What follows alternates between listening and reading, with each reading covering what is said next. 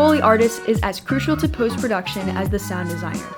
Although most people only pay attention to what they see on screen, any sound of a mythical creature, nature ambiance, animal sound effects, car and weapon sounds, even walking on dry leaves is all because of the Foley artist. Their job is to isolate audio tracks and to not only help the post-production team in sound mixing, but also to allow complete control over any to all sounds you will hear in the final product. A typical Foley artist makes a salary from $60,000 to over $180,000 and belongs to the Motion Picture Editors Guild, the IATSE Local 700 Union. Additionally, how cool is it to create sounds for a movie? Super fun, that's what.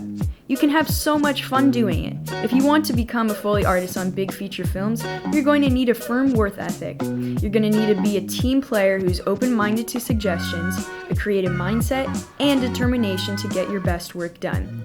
Foleys are also responsible for creating an M&E track, which comes in handy when dubbing foreign languages to your film. They isolate all dialogue onto one track for an easy re-recording or organizing in the post-production and sound mixing. Furthermore, sound effects are more common and crucial to a movie than we think. Have you ever wondered who actually makes them? Sometimes, it's made from things you would never suspect.